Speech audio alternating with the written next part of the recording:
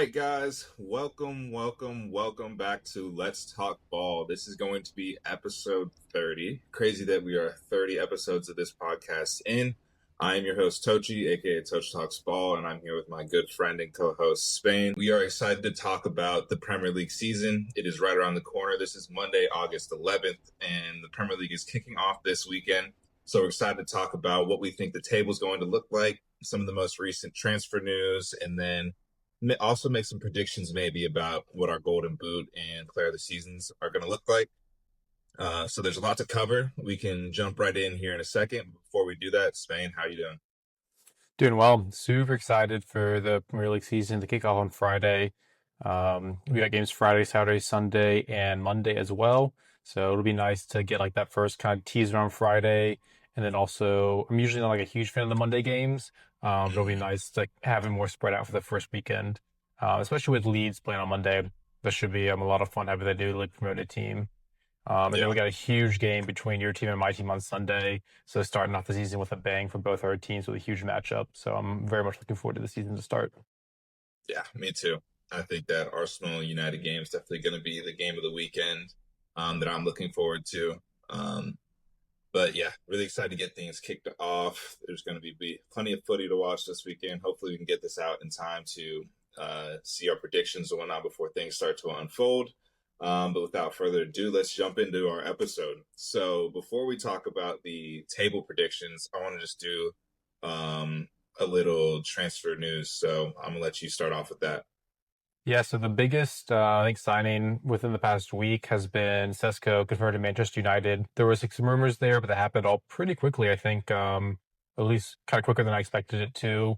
Thought Newcastle United were going to battle out more, but it was 76 million euros for Sesko. How do you feel about that? Because I know we talked about in the last pod whether you think Sesko versus Watkins, whether you really need a striker versus focusing on a center mid. Like right after that, like we talked. You guys like weren't right in for Sesko, and that was confirmed. So how do you feel about the transfer? Yeah. I think I still feel like it's a bit of a risk, but at the same time, the idea of him has grown on me as I sat with it. I think the whole reason I was against it from the beginning was one, I still believed in Rasmus Højlund. Not that I wanted him to be our number one striker, but I thought maybe going for an experienced striker for him to learn under might be a better and safer bet. But I think it is going to be a slightly different scenario than signing another unproven young striker. I think it's a little bit less of a risk because when you look at Rasmus Højlund, we brought him in to lead the line, but he was playing next to the likes of like Alejandro Garnacho and struggling Marcus Rashford. So players that weren't really going to bring the best out of him.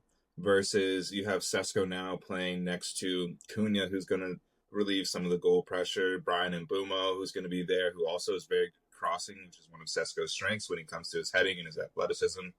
And then we're just going to have an overall, hopefully, in theory, more functional team for him to come into. So I think with all that said, he's a really exciting prospect. He could eventually be one of the best, if not the best striker in the world. Probably not going to surpass someone like Haaland, but I think he's right up there because he's got it all. He's got the speed, he's got the height, he's got the athleticism, he's got quick feet for being such a big man. So I think the sky's the limit for this guy, and I'm a little less shaky about it. Nice. Yeah, I think it was still a good signing. I think Watkins would have been a little better just for like the now, but you can't deny Sisko's potential. So it'll be interesting to see how he does for United in the Premier League in a much harder league than what he was used to, but nonetheless very exciting. And then another huge rumor that also popped up that I texted you about immediately because I knew you had been freaking out about it, but Baleba rumors with United showing a lot of interest there. Give us an update on that transfer and how you feel about that one. Yeah, I was definitely freaking out and probably am still freaking out a little bit about it. I can't really get over the Baleba hype. I'm like refreshing my phone every few seconds, hoping to get some more Baleba news from all the different. I've got like my tweet notifications turned on for Ornstein, for Bertzio, and this new account called Indie Kayla who's come up, and they were the ones that originally broke the Baleba story. But it seems like things have actually progressed from the original story breaking. So the original story broke that Manchester United were at least interested in Baleba and we're going to try and talk to Brighton about it. And it's now at the point to where it seems like, according to the agent and Baleba personal terms are not officially agreed, but basically going to be no issue. Like he's on board and he's keen on joining United and has expressed his interest to join United to Brighton. And now it's just up to Manchester United and Brighton to work out a deal. Brighton insists that he's not for sale and that they don't want to sell him. Of course, they're going to say that so they can command as big of a price as they can. But I think the fact that Manchester United are going through with agreeing personal terms with Baleba means that they think that they can get this deal done. I don't think it's going to happen without first making a sale of either Garnacho, or it seems like they're willing to shift Hoyland off the books now to try and help make something happen. So I don't know if they're going to sell Hoyland. He's being rumored with he's being linked to AC Milan. It seems like they want to go for a loan though, pay us like 6 mil for a loan, and then have another buy option of about 35 mil on the back end if things go well there. But who knows? We'll see. I think, like I said, though, I think the rumors are heating up for a reason, and I'm at least remaining optimistic for now. And then I saw another rumor from the same account that broke the Baleba news originally that said if they can't figure out Baleba, they're also interested in Adam Wharton, which is interesting. Not the same exact Mhm. type of player, but still a top center mid. So we'll see how Yeah. that goes for United. Yeah, I think those additions would be massive for you guys and would really, really improve the squad. Because as we Yeah. mentioned in the last pod, the midfield is definitely probably the biggest weak point for United. So if you had to like give a yes or no to whether you think it's going to happen this window, how do you feel? Just like gut check. I know it's early. There's still what 3 weeks left in the window. If you had to Mhm. say just like gut check, yes or no, how do you feel? I think yes, just based on all the signs that I'm seeing. Like I said, I don't think United has been pretty reluctant to even move or start conversations unless they felt like they were pretty confident that they could get a move to happen this window. So I think it's a really good sign that we're working on in very close to personal terms with Baleba. But I'd say it's still going to be a really difficult deal. They're going to want a lot of money, and they haven't really come out with an asking price yet. If I had to put a percentage to it, let's say like 65% yes, 35% no. Is how I'm feeling right now. And another factor here is the Garnacho. We were going to touch on this later, but I'll just Yeah. give it a little Yeah. spoiler. Garnacho to Chelsea is heating up, and I don't think that's a coincidence. I think it's United are looking to get some cash in the door. Garnacho's an academy product, so it's going to be pure profit, and I think that's going to give us a lot of buying power and going to help get that deal over the line. Nice. I don't really get Chelsea going for Garnacho because they have so many wingers, but I mean, the Mm-hmm. Chelsea, they just love buying young talent. So Yeah. we'll see. I mean, I think that one's based off the rumors I've seen. I think that one's going to happen. Chelsea getting Garnacho. It's the only like, really Yeah. likely spot I've seen rumored. So that should help you guys with Baleba. And then staying Yeah. on the United thread, Donnarumma seemingly been frozen out at PSG. He wasn't included in the latest squad. Looks like they can't agree on a new deal. He's probably on some insane wages with his contract ending next year. So it looks like he's frozen out. So teams looking at him, and the strongest rumors I've seen is United.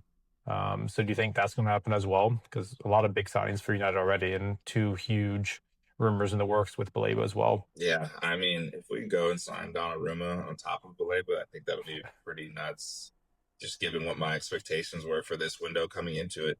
Mm-hmm. Um, there's a lot to unpack with the Donnarumma one. Baleba, I'm 100% on board. I'm like, pay them whatever they want. I don't care if it's like, I don't want to pay the world record or the British transfer record fee, but like you could get close to it, and I'd be happy Mm-hmm. with the signing. Donnarumma, on the other hand, I think he's got that like big team aura about him, but I do think he's got his limitations as a player, so I don't really want to overpay.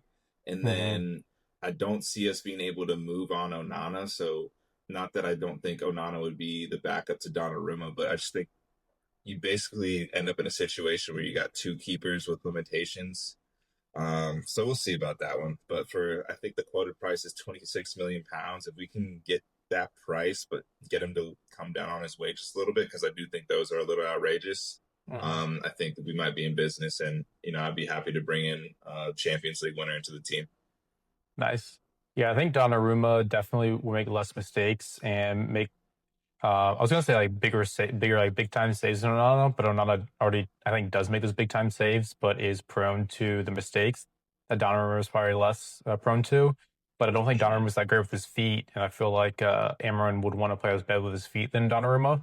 But Yeah, like you said, if you can get this opportunity to sign him for like 26 mil on better wages than what he's getting at PSG, it is still an upgrade, and I don't know, might be worth a shot. yeah, yeah, exactly. And it'll be good just to have like at the very least two goalies that can challenge each other because I think one of our issues with Onana right now is that we can't even really bench him because Bayindir is worse than Onana Yeah. pretty much across the board. Like I think Hmm. he's not as good. I mean, he's supposed to be a better shot stopper, but he's way worse with his feet, and seems like he still has that error in him as well. So I don't. As long Hmm. as we get two capable keepers in, I'd be happy. We've been linked with a player from Anderlecht named Lemons, who's 23 and has really good underlying numbers for a keeper. I can't claim to know how to scout keepers well, so I don't really. That's just what I've heard. I Yeah. haven't really seen it with my own eyes, but seems like that could be a smart option to go with if the Donnarumma package is going to be too expensive. But we'll see. Yeah. I guess for me, I just don't really get the need for signing a new keeper this window. I think Onana, while he doesn't Yeah, have his failings, there's other holes to fix, especially like at midfield. But not my team, not my, we're not, neither of us are in charge. But then another no, huge move that I'm very excited about, just as a neutral, is Jack Grealish going to Everton on a loan. yeah, That broke today or was confirmed today. Season long loan to Everton with them having a 50 million pound option to buy at the end of the year. And I'm just excited to see Grealish on a new team where he's actually going to be like the main man, able to shine hmm and just be able to play again and have fun because he's so fun to watch when he is able to be free and be on a team. And I like David Moyes. Got nothing against Everton, so I'll be pulling for Everton and Jack Grealish this year. yeah. I think that's going to be one of my favorite. I think David Moyes is going to make Everton, hopefully, with some more signings, because I don't think they're quite there yet. But with a couple more signings, hopefully they're going to be a fun team to watch, especially Hmm. just to see. I hope we get Aston Villa, Jack Grealish back, who's, like he said, playing freely without the pep, like robotness to him and able to just kind of express himself a little bit. Because I still think he's a very good player. I don't know what his. I know his issue last season had to do with, I think, some temperament and also a little bit of like health issues over the last couple years. So I really hope he can at least stay healthy and that Hmm. it's not like his body holding him back. Yeah. But we'll see. And Everton being in the new stadium should be a fun season for the fans. And like they're not going to be in the relegation battle. I don't foresee them like really being in the Europe battle at all, like for eighth place. But I do think they will have a good year. Just to preview our season table predictions, I got them pretty high, mostly because of the Jack Grealish news, and I just believe in David Moyes and backing Everton to have a pretty good year this year. Nice. Nice.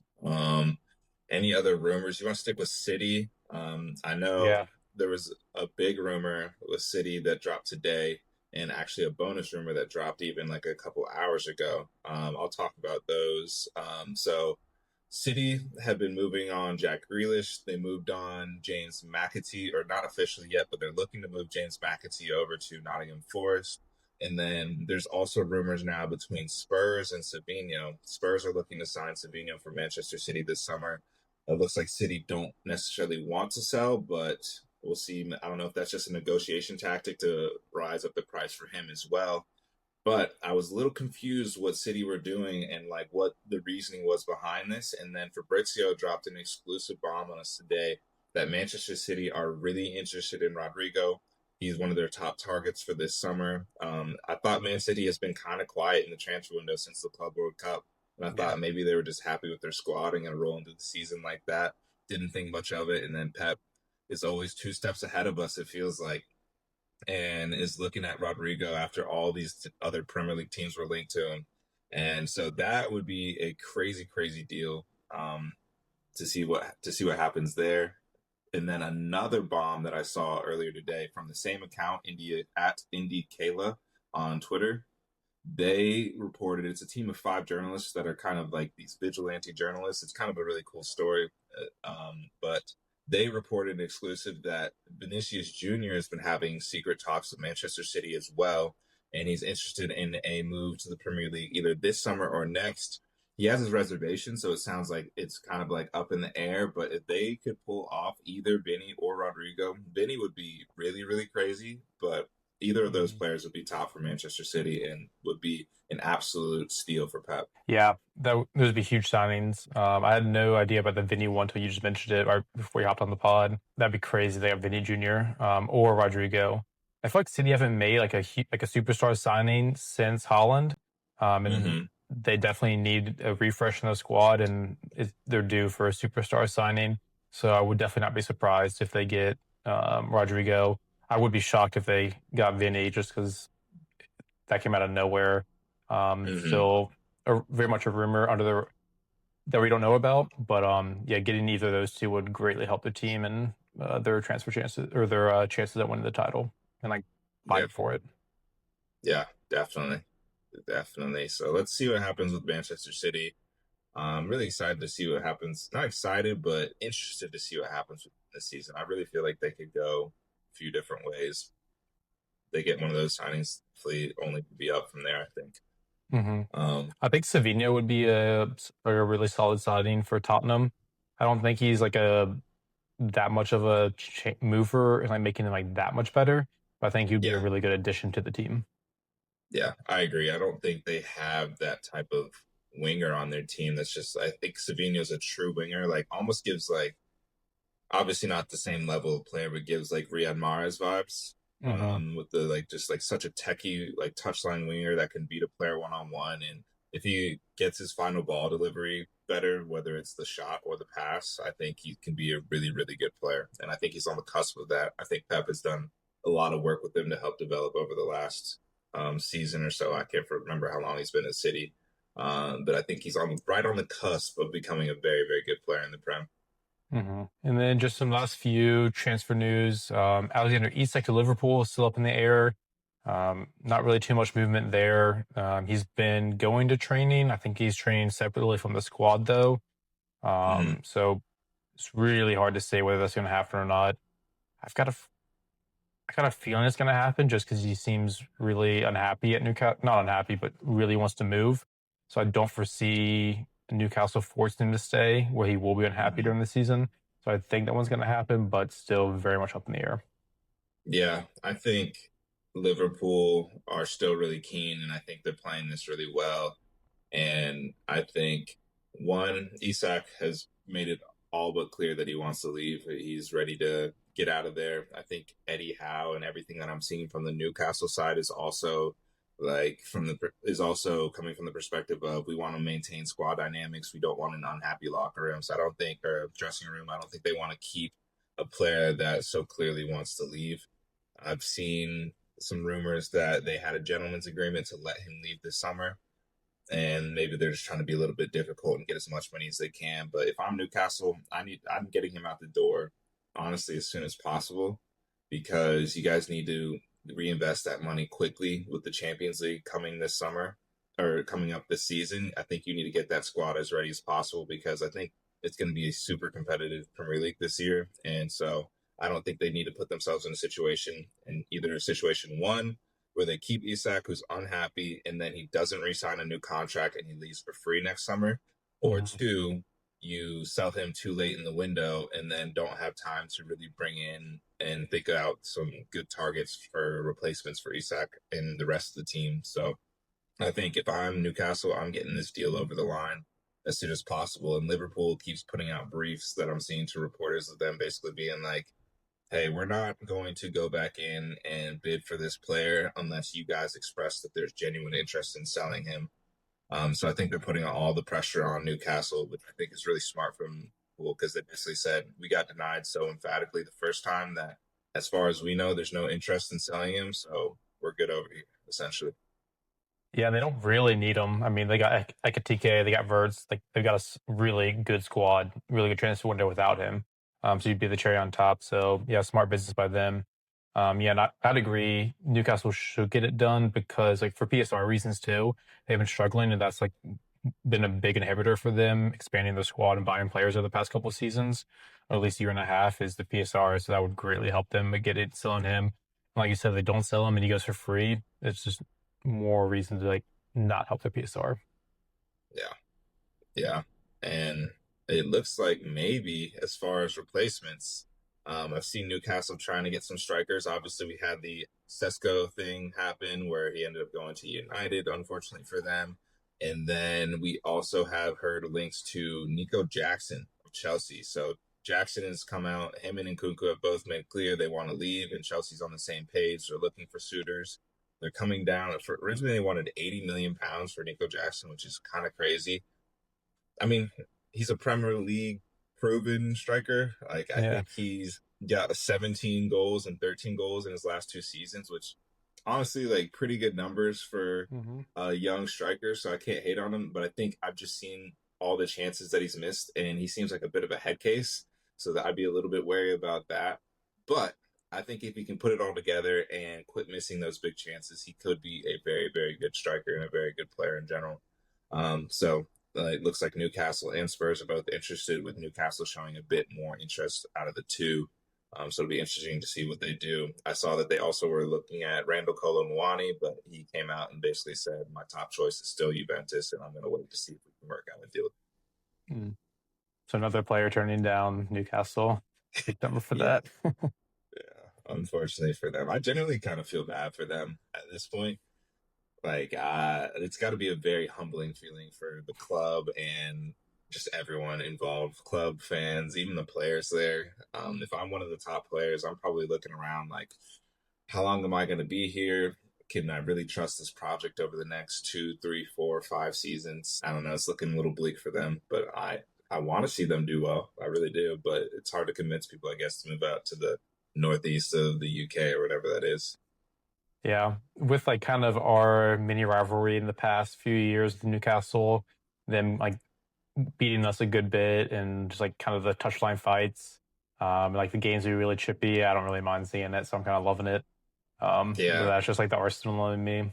no, I get you. Don't I'm don't being a little don't like that diplomatic. Newcastle team. Yeah. Yeah, I'm being a little diplomatic. Like, it is kind of funny, and I'm enjoying it because I definitely shout out to Adam. I got some pelters from Adam all last season talking about how hmm bad United. He would throw Spurs in there too, but he'd be like, "Oh, Big Six this, Big Six that." But when the Big Six comes knocking, look where they're going. I'm just saying. I'm just saying. We need some respect, as Mourinho likes to say, respect. Uh-huh. Yeah, big reality check summer for Newcastle. Going to be a very big season for them. The last transfer news I wanted to just cover briefly was Darwin Nunez moving to Al Hilal. I think that wasn't very surprising to see him move out the door after them bringing in Ekitike, maybe opening up some funds and team space for Isak. So Darwin Nunez was an entertaining player, if nothing else, at Liverpool. Hmm.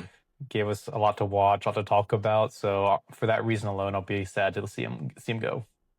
Yeah, Darwin's always got a fan in me. He's not always been the best finisher, but like you said, he's box office in his own way. Yeah. He's always exciting, always in and around the chances. Like the fact that he's even there to get the chances that he does, I think I got to give him that. That he's gotten nose for a goal scoring opportunity, just not quite the finish. hmm I feel for him that it didn't work out as well as he'd like to at Liverpool, but I think he'll go to Al Hilal and I think he'll crush it under Inzaghi. I think that's the exact type of manager that'll bring the best out of him. And I'm sure he'll get his move to another big European club, I think, in the next couple of years. Yeah, he's still young and still got a good career ahead of him. Yeah. But that wraps up the transfer news that we want to talk about. And without further ado, we can get to the meat and the potatoes, the table predictions. So we were talking about how we want to do this a little bit off camera beforehand. I think it'll make sense to kind of run through the table in pieces rather than giving our individual tables from top to bottom first. So let's start with the top four, how we think that's going to shape out and what teams we think are going to be in there. Spain, I'll let you start first. Gotcha. So I've picked the top four. It seems like all like the betting odds and everything have these teams as the four best teams in the league coming into the season, and I would agree with it. I've got a little bit of a different order than what the predictions and like odds are saying. But I got Arsenal winning the league. Probably not too much of a surprise there with my Arsenal bias. Liverpool in second, City in third, Chelsea in fourth. I'm picking Arsenal to win the league because we've been very close the past few years, and then we've filled our biggest hole this summer with signing Victor Gyokeres. He's looked solid in pre. He's looked really good in preseason, especially in the last game against Bilbao. I loved his movement, loved his presence in the box, and I think he'll be the next step up for us, along with just having a really solid team. I think we'll be consistent again. I think he'll be the difference maker for us to score more goals and win some of those games we drew that we shouldn't have last year. Yeah. Liverpool in second, just because they're obviously really good. Um, they're the odds favorite for a reason. They had a great year last year and a really good summer, which went from strength to strength. We are talking about this before Isak has on there potentially, but I'm gonna pick us just beat out Liverpool. It needs to be really tight. Hoping that Liverpool's defense has some growing pains with Kirkez coming in, Frimpong coming in, losing Trent, and that their midfield isn't quite as good. Like Gravenberch have not performed as well last year. And then City coming in third. I think they will have a better year than last year, but I don't think they made enough signings to make them as good as Liverpool Arsenal. So I don't see them um, quite compete. I think they'll compete with the title chase for most of the season, but I don't foresee them staying up there for the entire year unless they maybe sign Rodrigo or Vinny. Hey, we're back after a quick commercial break. If I remember correctly, you were talking about how you felt like City hadn't quite done enough. Yeah. I just don't think they've quite made the additions to make them title contenders. I think for the entire year, I think they'll have a good year, but not be as good as Arsenal, and Liverpool. I think are just the standout teams in the league. And then Chelsea, who had a really good summer at the Club World Cup and a really good end of last year, seem to be just like riding the momentum and getting better and better. So I think they are clearly make up the top four, but don't have like the experience or quite like the talent right now to compete. But their team is super young, so maybe in a few years, but they're definitely going in the right direction. And I think those four teams are kind of significantly the best ones. Yeah, yeah. I like a lot of what you said. I think I agree completely that looking at the top four, I think there's a clear kind of elite top four tier in the league right now. And those are the four teams that are going to be in and around the title conversations. And then there's going to be a little bit of a drop off between them and the rest of the league. Um, but looking at my order, I did pick Arsenal to win the league once again. This is going to be, I think, the third year in a row that I picked them to win the league. I think there's a little bit I of a swear this bias is there it. in this. Yeah, right. I feel like it has to be. I feel like I've got a little bit of a bias there, just considering how much I dislike Liverpool, City, and Chelsea, all three as clubs. So Arsenal, I need you to save me, please. But I would say the other reason I think Arsenal has a good shot at is that I think because they've come up short so many times in a row recently, I think there's a little bit less pressure on them this season, and on top of them actually getting better as a squad as well, and having kind of been through the ups and downs and the disappointments, I think that actually is good for them in the long run. So I think this is the season. I just feel like every you go into each Premier League season and it doesn't go exactly how you think. I know sometimes with the Man City and Liverpool days when it was Pep versus Klopp, it was pretty easy to predict that those two teams would be going at it. But I think it's going to be a lot harder to predict this season. And I think everyone's going into the season thinking Liverpool won the league last season and they had such a great summer that they should be number one. I've actually got them sitting at number three in my list. So I've got Arsenal, Man City, Liverpool, and then Chelsea. And my thinking behind that, again, just to restate, is that I think Arsenal has what it takes to win the league, and I want something different than what is going to be the mainstream pick. And then Man City, I think people are underestimating them a little bit. I think it's Pep Guardiola, and he's not going to allow them to have another season like that. They have Rodri back, who was a huge reason that they struggled last season, on top of improving in much different areas. I think Reinders is a really, really good player and was a great signing for them. I think Shirky could be a demon. I'm not quite sure about him, but he's got potential to be an absolute demon. And if they sign a big player like Rodrigo Vinny to complement their attack, on top of getting Phil Foden being just anything this season, I think he was an absolute ghost last season. I think if he can just be like 50% better, I think that's going to be huge for them. On top of Pep probably shifting the tactics around and getting things to work a little bit better and more smoothly than they were last season. And then Liverpool, this is a little bit more of like kind of zigging when everyone else is zagging. But I think Liverpool, at least in the preseason, I've seen them. They look good, but at the same time, they look get atable. And I've seen a couple people doing some tactical breakdowns on Liverpool this season. They feel like they're a little bit more loose when it comes to how they are in possession, some different distances, and learning how to work like most solid. Like just, I guess there's just multiple players that are performing new roles. I think there was a little bit of a switch up in their team, and if one of Mo Salah or Van Dijk doesn't have a good season or gets hurt, I think that's going to hurt them way more than people give it credit for. I think they've got a very, very good top end to their team, but their depth will fall off pretty quickly. So all it takes is a couple of things to not go their way, and I think they could drop down further than people think. And then Chelsea, I think they're in a really good moment. I got to give them credit for that. They're coming into the summer riding all sorts of momentum from the end of last season, having won the Conference League and then winning the Club World Cup, and also having a really good transfer window, bringing in all sorts of top players like Liam Delap, João Pedro, Gittins. Looks like he could be a really, really good player. My boy Garnacho seems like he's going to end up over there. They just signed Hato. The only issue that I see for Chelsea is Levi Colwill went down for what looks like it's going to be almost the whole season, and he was one of their better defenders. I would say, if not their, I don't know, like it's hard to say their best defender, but I think he was a really, really good player. But on top of that, a really good leader for the team. So Hmm. it's going to be hard to replace that because right now it looks like his replacement is going to be Jarrell Hato, who's a young teenage signing that they just signed. So unless they can replace him in a serious way and bring in another top class player, I think their defense is going to struggle. And they could struggle just being a young team in general when the going gets tough this season. Like, who's going to be the one to step up and kind of drag them through? We'll see. Um, but yeah, that's my top four and how I think it's going to shake out. So once again, Arsenal, Man City, Liverpool, and then Chelsea.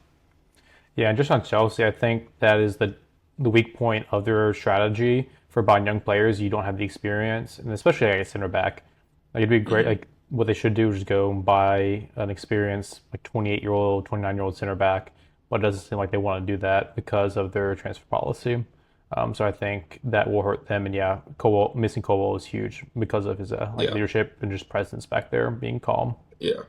Yeah. Real quick on Arsenal as well. One thing I was thinking about today, which this is another me just trying to be differential, trying to be, I don't know, go against the grain. But I think a lot of people are focusing on Gyokeres, but I could see Kai Havertz having another really good season. Like he had a decent season last year, but then he got hurt and like I don't know, Hmm. missed some big chances when he did come back and all that. But I think he's going to come back with a little bit of a chip on his shoulder with everyone talking about, oh, Arsenal needs a new number nine, which they do. They did need that. But I think Kai Havertz is someone that is still a really good player and going to try and do his best to keep Gyökeres out of the team, or at least force himself into the starting 11 somehow. He looks like he came back bulked up a little bit, and it His paid off shoulders in are his goal. huge. Yeah, it came off. It came. It looked like it paid off in the preseason match that I watched. I watched him score a goal where he kind of like burst with pace with the ball down like the kind of the left channel, and then he gets like a shove from the defender in the box and like still eats the contact and finishes really well. And I think a smaller, weaker Kai Havertz doesn't make that goal, so just watch out for him this season.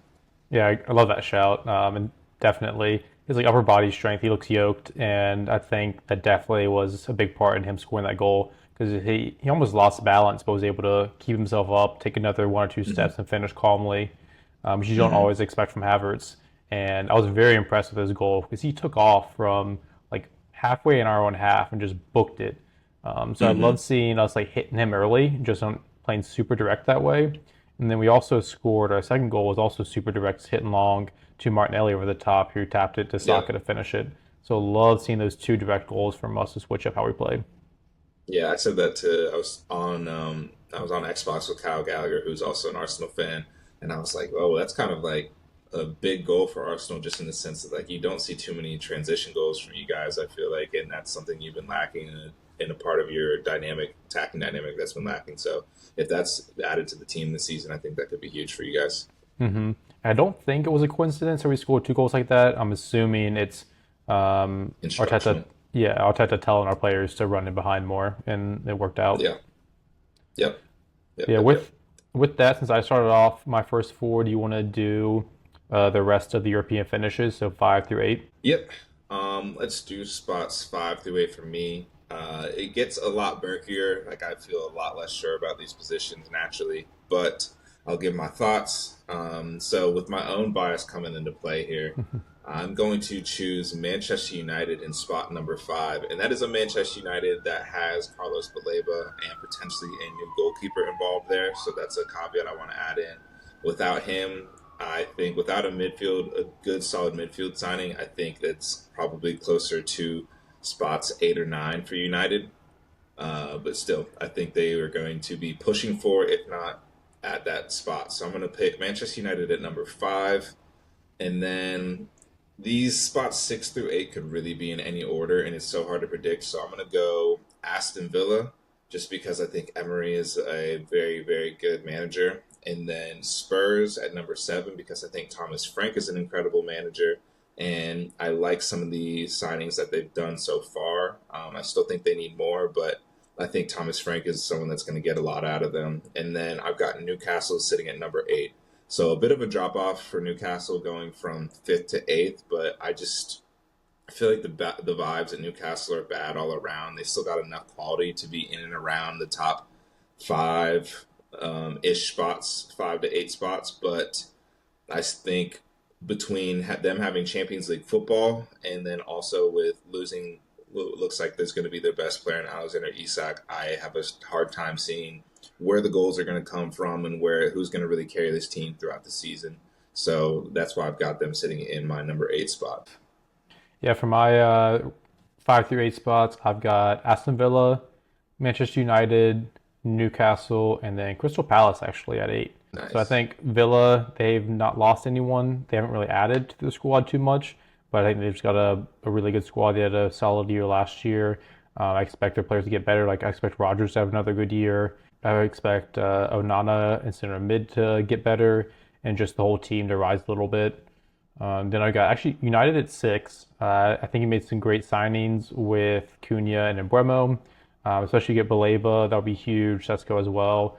And then only having the Premier League, no other competitions Yeah. outside, no European competitions. I think it's gonna be huge for you guys.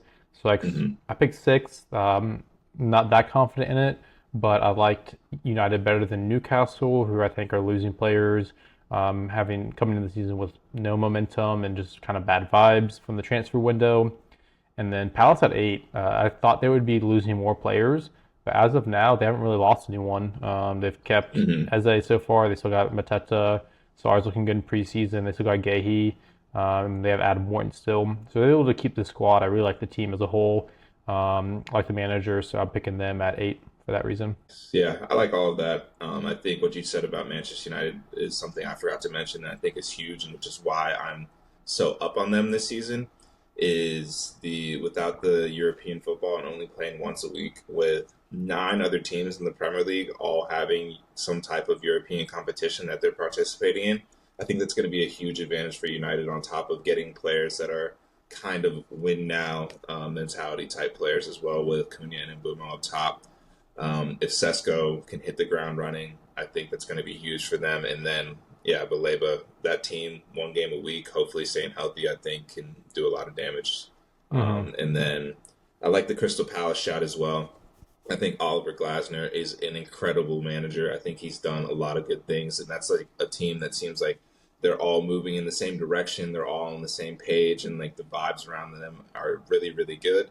It'll be really interesting to see what happens to them if they lose Everrichie Eze to someone like Arsenal here this Mm-hmm. window, because I was watching them in the Community Shield versus Liverpool. They just beat them, which is huge for Palace. And watching them in the Community Shield, Eze really is the talisman. He's got license to drift and go along everywhere and kind of dictate attacks. He can carry, he can pass, he can kind of do it all. And I don't know what their plan is for replacing him if he leaves, because it seems like he's probably more out than in at this point, even though it's getting late in the window. So I'm really interested to see how they go about replacing him. And then if Liverpool also go get Mark Gahey, who they've been linked to, I think that's also going to be another player that's really difficult to replace for them. So that's why I have them a little bit lower in my rankings right now, because I'm just assuming that one, if not both of those players will leave. but I do think Oliver Glasner's got them playing really, really good football and a team that's going to be really competitive this season, regardless. Yeah, that's gonna really hurt. And if Eze and Gehi do leave, I will expect them to finish probably like 12th, like they always do, kind of like the running joke for them. Yeah, yeah. And another thing I didn't factor in too much was European football. They actually just the news broke today that they lost their appeal and they will be in the Conference League instead of the Europa League, which really sucks for them. I feel for them big time. Although it does Hmm. sound like it was kind of an administrative issue on their part, just like emailing the wrong people or whatever. But Yep. if they lose as a Gehi and they don't add depth, I could see them prioritizing the European competition as a way to get to Europa League next year, and just because they've never Hmm. won a European trophy. So I could also see them dropping down to like 12th, 13th if they for those reasons. Yeah. Yep, yep, yep. If that's it for 5 through 8, let's talk about mid-table. So, I don't really know how we want to structure this. Let's talk mid-table down to basically the bottom three, I guess. Okay. That works for me. We can kind of combine both because I think there's going to be a bit of a relegation scrap between more than just the bottom three this season, which is Mm-hmm. something that I think hasn't happened in the past few seasons. But I'll just start with my mid table and then work my way down to about like 16th, 17th place. Yeah, sounds good. All right. So on my end, spot 9, I have Bournemouth. I think our Iraola is just a really good manager. They've lost a lot of key players, especially in that defense, which is going to hurt for them. And then it sounds like Watara Dango or Dango Watara, however you say his name, is being linked with, I believe it's Brentford or some team. I can't remember what team it was, but they could lose him. And so I think it's going to be hard to push for anything higher than that. But I do think Ariola has a lot of good vibes and a lot of goodwill built up on that team. And I think he's someone that's going to still have them rowing in the right direction. So that's why I've got them that high. And then I've got Brighton up there as well. I would have had them higher because I think Hersler's going to have a little bit more control and a little bit better tactics going into the season, having been there for a full season now. But if they lose Baleba, I think that's going to hurt them a lot as a team. But the teams like Brighton and Brentford, they're just so well run that even when they do lose these big players, it seems like they've just got someone already ready to step up into those positions and replace them immediately. They're just so data driven and they are so good at unearthing these gems. So I'm not too worried about Brighton, even if they do lose Baleba, which is why I've got them at 10. Crystal Palace, I've got them sitting at number 11 because like I said, I trust Glasner and I think he's got a good system going. But if they lose Eze and Gehi in the same window, it's going to be hard to for them to maintain that, especially with them playing multiple games a week. I'm not sure how much depth they've got in their squad to play both Conference League and Prem. And I could, like you said, I could see them trying to prioritize Conference League as a way of getting into Europa League and getting some more competition money and transfer money going into the next season because they're also going to. I think they've got a gentleman's agreement to sell Adam Wharton next summer as well. So they're going to be looking to spend big to replace a lot of key areas. Mm-hmm. Um, and then in spot number 12, we got David Moyes and Everton. I think they'll be good this season, but at the same time, I just have a lot of questions about their squad outside of Jack Grealish, and they've got a lot of business to do before I can kind of move them any higher than that. Nottingham Forest is a team at number 13. I've got them there, and I think they're going to fall off hard this season. Yeah, agreed. I think they rode a high and some luck from last season. They were a really, really momentum based team, and they've lost Anthony Alenga. And I don't know if they've lost any other key players, but I don't think they've done too great of business. I think James McAtee will be good for them, but not too much of a needle mover. Chris Wood, if he has any sort of drop off, I think they're going to struggle to replace the goals that he was scoring last season. I just think overall they're a huge candidate to drop off hard compared to where they finished last season. Yeah, and And even then, if Chris Wood oh, go ahead. doesn't drop off, but just like comes down from his crazy finishing numbers, like there's just no way. I don't see a way that he finishes the way he did last year because he was running so Yeah. hot, finishing like one chance a game all the time. It was ridiculous. Yeah, exactly. Like the what he was doing with the chances that he had was ridiculous. Mm-hmm. And then I've got Fulham at spot number 14 just because I don't have any feelings about them. I didn't really like have a feeling for like a reason to put them down, but I don't really have a reason to bring them up either. Yeah. And then I've got Brentford at spot number 15 because they lost so many. Like they lost their manager, they lost Mbuma, who's their best player. They're probably going to lose Johan Wissa to Newcastle, who is going to be probably their second best player. I think the only person they lost Norgard as well, Yep, who the I think was captain important for them. and Like captain. I exactly and captain. So I don't really know. It's impossible for whoever's coming in there to come in and immediately, I think, have them up back towards like the upper mid table. So that's why I've got them this low. The only reason I don't have them lower than that is just because, like I said, I think they're a really well run club. So I think they would have accounted for this and kind of have some internal solutions working right now. But I think it's going to be hard for them to finish much higher than that. And then just to go into the next couple teams, I've got West Ham at 16, and at 17, I've got Leeds. That's my team that I think will stay up in the Premier League next season. Do I have any reason for that? No, not really. I just know Leeds is a big brand, it's a big club. And so I think Leeds in the Premier League feels right. And I think this will be the first season where we have a team going down that was not one of the recently promoted teams. Nice. Yeah, I'll go over mine now. So one of my big kind of surprising hot takes, I got Everton finishing in the top half at ninth place. This is really just going off vibes off the recent news that they signed Jack Grealish on loan, new stadium. I just think they're going to be feeling good this season. Fans are going to be excited in the new stadium. I back David Moyes. I don't really know much about the striker Barry, the forward Barry they've got, but I've heard good things about him. Same. Yeah, it's really back David Moyes and Jack Grealish and good vibes. So that's Everton in the top half. I've got Tottenham below them at 10th. I do think they'll have a much, much better year. Thomas Frank is a great manager. I don't, and they've made some good signings, but I don't think any of the signings are amazing. But they could definitely finish higher than that. But I don't foresee them being like secure lock in like the European positions, like 5 through 8. So I just kind of felt like 10th was an okay spot to put them at. Forest agreed they're going to drop off this year just because they ran so hot last year and were so good, riding that momentum. I still think they have a really solid squad and great player. Like Morgan Gibbs White, hold on to him was great. Don't really know too much about Ndoye, but they spent like 40 million pounds on him to replace Alonga, and their defense was super solid last year. So I think they'll be have a good mid-table finish this year, mostly because their defense is so solid and they've kept most of their parts, especially with Morgan Gibbs White being a huge part of that. At 12, I got Bournemouth. I originally had them higher in the list, thinking that they didn't lose any attackers from their team really. But then I remember like how depleted their defense is going to be coming in, losing both center backs and Zabarnyi and Hoyson. So for that reason, I think they'll have a tougher year this year. But I also think they're great. So I could see them finishing anywhere like eighth, ninth, down to 12th. But I Mm-hmm. think losing the two center backs is going to hurt big time. But also really back to manager Areola. I got Brighton in 13th.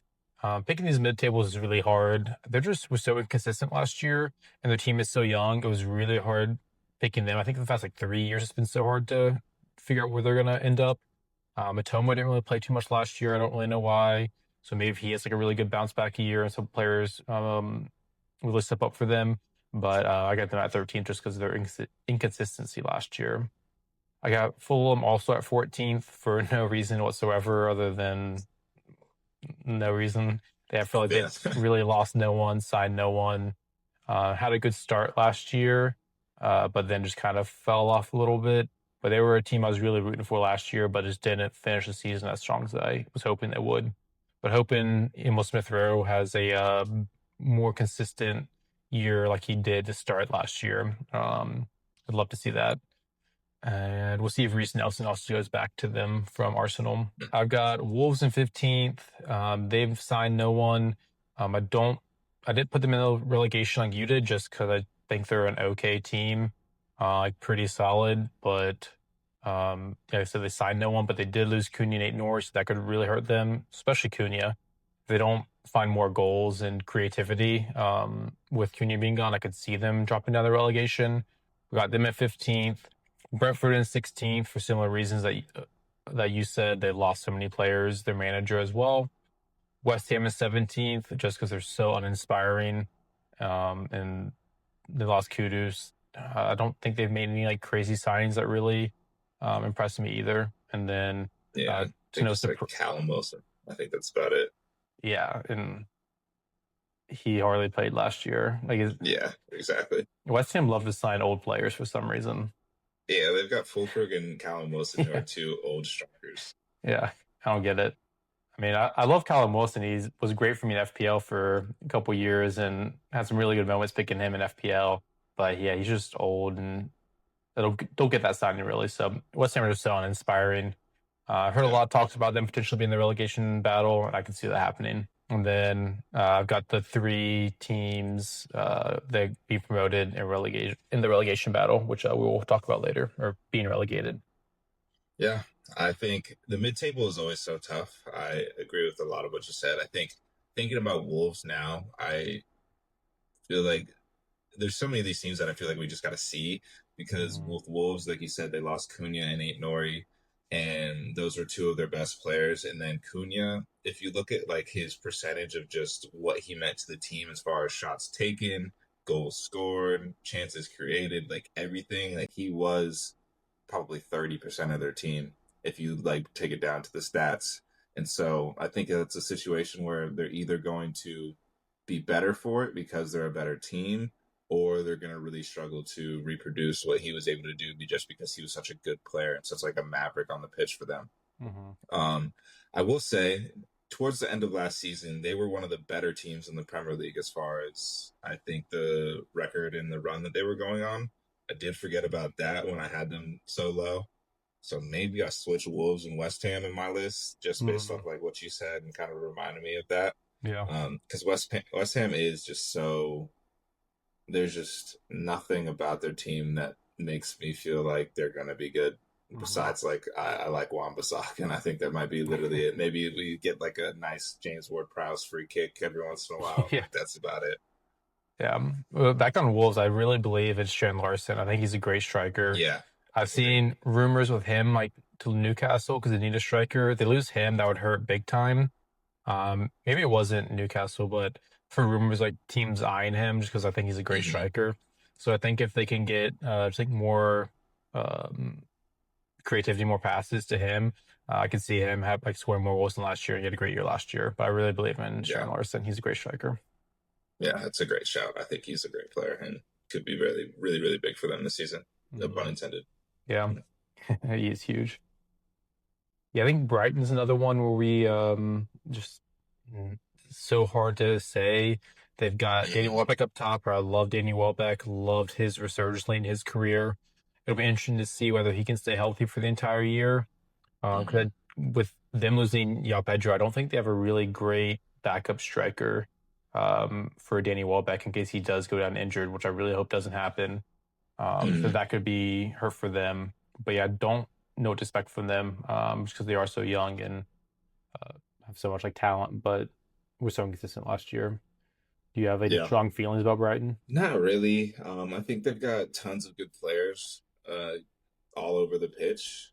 Not tons, but like just solid players. Like Matoma, like you said, is a good player, and I think it's Minta who was really coming up last season on the wing for them. Hmm. Um, Ayari seems like he's a really good young midfielder. Same with Hinchelwood. Seems like he can play kind of all over the position, all over the park. So he's someone that can provide depth for them everywhere. Um, Julio Enciso is probably going to come back on loan. I think he was just on loan to Ipswich last season, so he's probably going to be back in the picture, maybe getting some minutes for Brighton. Um, but yeah, I don't know. I just don't know who's going to be the player that really carries them and like makes them a solid team. I think replacing Baleba, like I said, is going to be really, really difficult to do for them. But I don't know. They're such a well-run club that that's really where my faith is coming from is more so them as an institution than any sort of single player or their manager really. Nice. And Costulis will be interesting to see the 18-year-old center Yeah. forward they got from Olympiacos. maybe Yeah, they signed him with the idea that he'll be the backup for Pedro, but he didn't yeah, look most like a likely. true number nine from like a box number nine from the Hmm. highlights I saw. He's like much more kind of a false nine involved in build up, but he looks really talented. Yeah. All right. Yeah, Well, we'll see. yeah. Any teams you're going to be rooting for in like the mid table? Like it's like last year for me, I was pulling for Fulham hard because they Hmm. signed a bunch of Arsenal players and Smith Rowe, Reece Nelson. I think Everton's Hmm. going to be like the team I'm kind of just like rooting for, just like Jack Grealish and good vibes I was talking about. Yeah. Um, any team you're going to be like kind of following along for, kind of rooting for in the back of your mind? I would say looking at the mid-table, I think the two teams that stick out to me are honestly Everton and Crystal Palace. I think Everton are just such a fun team to root for. I think my favorite moment from last season, or one of them, Yeah, was the Tarkowski goal against Liverpool. I keep bringing that up, but that was just so electric. And them in a new stadium will be cool to see. And then Jack Grealish has been one of my favorite players. He was one of my favorite players before he went to City and was still one of the City players that like I can't help but root for. So seeing him at Everton under David Moyes is going to be awesome. And then Crystal Palace is I just really like Oliver Glasner and what they are as a club. I think they've always been a team that I've really enjoyed watching over the last few seasons, just with like the players that they had, like Zaha, Elise, Eze, Mateta is one of my favorite players. Adam Wharton is probably one of my favorite, like probably a top three or four midfielder in the league for me to watch. I think he's so good on his day. So I think Crystal Palace is the other team in the mid table that I'm looking forward to. nice. What about you? Yeah, just Just Everton. Everton, really. Yeah, Gotcha. Nice. Want to move on to the relegation teams? I mean, I don't really have any insights there other than yeah, um, I've just got Wolves, Sunderland, Burnley going down. But I think it could be really any of the relegation teams. I just think one of them stays up. That's just yes. my like, only just because I want to again zigging when everyone's zagging. Hmm. I'm really hoping one does stay up, just like break up the monotony of teams getting promoted, going directly back down. I think it looks really bad for the Premier League when that does Hmm. happen, and like kind of like what's the point for these clubs if you know you're going to get relegated, except for they do like a Hmm. ton of money and all the parachute payments you get when you go back down. But yeah, I think it's just like kind of a bad look if for like for the third year in a row, maybe fourth year in a row that the teams get promoted get relegated. I think Leeds have the best chance, just kind of based on what I've been hearing. Like you said, they've got like a bigger history, a bigger club just in terms of fan base. So I'm Hmm. hoping any of them do. But if I was to pick one, it would be Leeds, and with West Ham probably going down to their place based off what we were seeing earlier. Yeah, yeah, I think it'll be interesting. I want to see how West Ham does this season because Graham Potter was a manager that I actually really believed in, and Hmm. I don't know if it's going to be. I'm interested to see if it's going to be a situation where like the club and like the personnel that he has at his disposal fails him, or if it's like more like tactical failures, or maybe a combination of the two.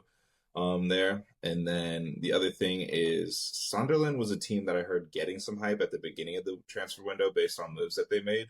Hmm. So I'm interested to see what they actually look like when it comes to playing. And then Leeds are apparently really interested in Rodrigo Muniz from Fulham, who is I think an important, somewhat important player for Fulham, just because I feel like Raul Jimenez is probably the starting striker, but I think he's somewhat injury prone, so I think it'll be interesting to see how Fulham tries to replace Muniz if he ends up going to Leeds, and I think he would be a really good player for Leeds this season if he ends up going there. Yeah, I think that'd be a great signing. Like Muniz 2 seasons ago, at the very end, was on that crazy hot streak and it was insane, finishing everything. Last year he was okay, just wasn't quite getting the minutes, and Jimenez had a really good year. So I think that would be a Mm-hmm. great signing for Leeds. And then back to Sunderland, I mean, they signed Xhaka, which I think is great to get his experience in. They got a Dingra, who's a really Mm-hmm. fast, skillful winger that I got from Brighton. So yeah, but we really haven't watched any of those three teams, so it's hard to really Yeah. say. Do you think Brentford's going to be in the relegation battle at all? I again, it's the same exact thing as Brighton. I think they're such a well-run club that I feel like they can't drop off or won't drop off too much, like to catastrophe. But who knows? Hmm. I think I would certainly understand if they were just based on all the pieces that they lost. I'll say that. Yeah, that's what I feel. Just based off the system they've got within the club, hiring from within. They got their new manager was their set piece manager, so know nothing about them. But that's apparently how they got Thomas Frank was hired internally. So I believe in their system. I don't think they'll be in the relegation battle, but I don't think they'll be challenging for European spots at all. But I don't think they're gonna like wow anyone this year. I think this is probably like a year just to get through and see what happens. Hmm. Just because there's so much has changed. Yeah. Something else I wanted to shout out were, I mean, this really doesn't have anything to do with the table, but Bournemouth just signed a really good defender. His name is Diakite. I can't remember his first name, so pardon me there. But he is signing from League One, and he was someone that I saw getting a lot of hype from some of these like Twitter scouts that I see and stuff like that. But maybe he's someone to watch out for this coming season as we look at some of the top young defenders, and then someone who really impressed me towards the end of last season was Brentford's. I think it's Michael Coyote. Oh Um, yeah, yeah, he was, I think, Brentford's new right back, I believe. yeah, And he was absolutely crushing it towards the end of last season. He killed United in one of the games that we played against them. So I think he's going to be a fun young player to watch out for next season as well. nice. But yeah, that's all I had on the table. You want to talk about some Golden Boot predictions and Player of the Year? Yeah, that'll be fun. I'll go first with my golden boot prediction. I'm going to pick Victor Gyokeres, mostly Mm-hmm. because he looked good in preseason. It's kind of along the thread of me picking us to win the league, so I'm assuming he's going to have a good year. And he scores goals is what he does. He was born to score goals, and he knows how to Mm-hmm. do that. So I think he will win the Golden Boot. One because of my bias, two because I'm picking Arsenal to win the league, but and thirdly because he knows how to score goals. And I think we'll be feeding him the ball a lot. He knows how to like, Mm-hmm. move in the box. It's really nice seeing his presence in the box. He's huge and he like loves to Mm-hmm. sit in between like the 6 yard box, like the line, like going up to the 18. So I just think he knows where to be and will score a ton of goals for us. Yeah. More than people originally think and are going to give him credit for because he was coming from the Portuguese league. Yeah, we'll see. I need to see more of him. I watched a little bit of him in that preseason game you guys just had against, I think it was Bilbao. Hmm. Um, I think I keep going back and forth on him. Like sometimes I look at him, I'm like, this dude kind of turns like a freight train. I He feel like does. he definitely feels like he's just like he's I forget how tall he is. I think he's like relatively tall, He's six but two. he's got like kind of like a hunched over like stance to him where I feel like he doesn't play as big as he looks. Mm. But um I don't know. I think, like you said, he's a natural goal scorer. Like in that same game, I watched him make that beautiful front post run and like head the ball in for his first goal. So that Hmm. was really good to see. And I think you're going to see more of that with him just like making the right movements and just doing like what the instinctive striker should do. But I'm really interested to see how he fares with the physicality of the Premier League when he's playing against the likes of like big Harry Maguire, trying to hold him back a little bit. And it's just, I think the jury's still out for him on me or for me right Hmm. now. Did you see the diving header he had that was saved off the post in the preseason game? That I missed. I missed. Yeah, so that was after, I can't remember how long after, but he also had a really nice diving header that Mm-hmm. the keeper saved off the post. And but agreed, he does kind of turn like freight train. When he was moving out to the wings and like getting the ball, he wasn't looking like that great, if I'm being honest. Just like kind of dribbling with like nothing really to do. Mm-hmm. But I think if he just stays kind of in the middle around the box, he will score a bunch of goals. And I was Yeah. just really impressed with his movement. I think he knows where to be, and I think like Saka will find him really well, along with like Yeah. Odegaard and all our creative players. Fair enough. Fair enough. I hope so for my Arsenal prediction to win the Hmm. league as well. So I'm with you. And then for my golden boot, I have Benjamin Sesko. Nah. Okay. I hope. I wish. I wish. I You have got me there. Erling. I've got Erling Holland, just because I think. people are kind of counting Man City out, and I still think he's the best number nine in the world, and I think he's going to show that again this season. I hope he doesn't, but I have a feeling that he's going to perform pretty well, and especially if they can get Shirky going, who's one of the best chance creators in the world. I think that could be a lethal combination for them. Yeah, I think that's probably the safest pick. Salah being like right up there with them. Except Salah missed two PKs, skied two of them in preseason, so maybe he'll be missing his penalty kicks this year, and maybe we'll get off of them, and that'll Mm-hmm. hurt his goal tally. Yeah, I think Haaland is the probably the safest pick for this one. You almost got me with the Sesko one. I was like, oh, Yeah. Tochi really is full of delusional United fan already. Yeah, no, I can't go. I can't back that just because I've seen the Sesko tapes, and I think he's going to need a little bit of time to get up and running. I don't think that's someone that's going to take the league by storm. I really hope he does, but Hmm. I can't, with good faith, say that. Nice. We can move on to our player of the year. For our player of the year, sticking with the theme of Arsenal winning the league, Gyokeres scoring a bunch. I mentioned he's going to have to stay in the box and get fed a lot. So I think the player going to be doing a lot of that is Bukayo Saka. So I pick in Saka as my player of the year. I think he's been getting better, more consistent each year. He was having an incredible year last year until he got injured. I just think he's coming to his own. A beast of a player. You can count on him every single game to come up with something, get the ball a ton. So yeah, I think he's gonna have a great year and win the player of the year and Fair, lead us to the title. fair enough. My player of the year is going to be Bruno Fernandez.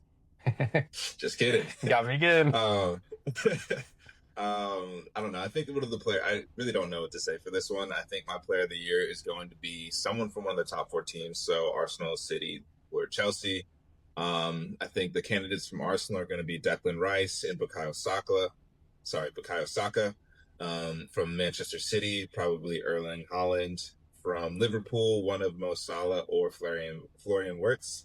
And then the from Mint or from Chelsea, probably just Cole Palmer with an outside shout for Caicedo. But if I had to narrow that down to who I think it will be, just based off of preseason vibes, I'm going to go with Florian Wirtz, just because I've been watching him and he looks worth 150 mil, maybe not, but pretty close to it. I think he looks like a really, really good player. He just can do it all and he's so intelligent. And I think he's going to impress a lot of people this season that haven't really watched him play a whole lot because he is so. I think his biggest strength on top of everything is just his intelligence. Like the way he knows like exactly what pocket to pick, and all of his touches are super efficient. Like everything he does is not a wasted movement. And I think he's someone that's going to bring, if the Liverpool attack gets even better next season, I think it's going to be because of him. I think he's going to be the one kind of pulling the strings. And I think Mo Salah is obviously the big name at Liverpool, but I think Florian is going to make it his team sooner rather than later. Yeah, he's a really talented player. So he can get in preseason. I think Salah is the odds-on favorite. If I had to guess, I haven't looked it up, but he's like Mm-hmm. the chalk pick based on how good he was last year with Liverpool having a really good team and odds-on to win the league again. So, but I like the first shout to kind of change it up. Did Yeah. you watch his performance? Did you watch Community Shield, his performance? I need to go back and watch him specifically. I saw a little bit of him, but I got I started watching that game pretty late. Like I turned it on around like the 60th minute, Hmm. so I missed his assist at the beginning of the match, and then missed a lot of like the actions. Like from when I was watching, Crystal Palace had kind of grown back into the game, and they were the ones that with most of the ball, and so I was kind of seeing more of Crystal Palace than I was of Liverpool and Florian Wirtz. Yeah, that's what I was gonna say. I turned it on in like the 20 something minutes, so I missed I think the first three goals of the game. Mm-hmm. But yeah, I didn't really see Verse at all up, so that was kind of gonna be my point.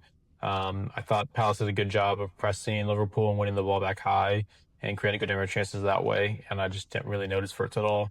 Mm-hmm. So we'll see if that was just like a preseason game for Liverpool. Granted, they didn't start Gravenberch and McAllister, but just I found it interesting that I didn't really notice him because I had such high expectations and was impressed by him in the other games. So that was just like Yeah, kind of my takeaway of watching the game. yeah, we'll see. I think he could. I think he's going to be a player that I think he will have his highlight reel moments with like the good goals and good assists, but I think he's also going to be a player that like is just going to be such a glue guy for them, just kind of popping up and connecting play here where they need to, or pushing things in transition when they need to, and just I think going to be kind of a Swiss Army knife for them. Yeah, if he can be given like the role to play in the pockets and just find the ball, I think that's where he will really thrive. Um, Yeah. so yeah, I can see that happening, and I'm assuming that's where they're gonna play him because that's where he's his best. But if he has to play Mhm. more like in a system and can't move as freely, he could not have as good of a year, even though I think he will be really, really good. Excited to see how it goes. I'm really excited for these games to come up this weekend. As we round out the podcast conversation here, I think I'm just so excited to see what each team looks like because it's so hard to take.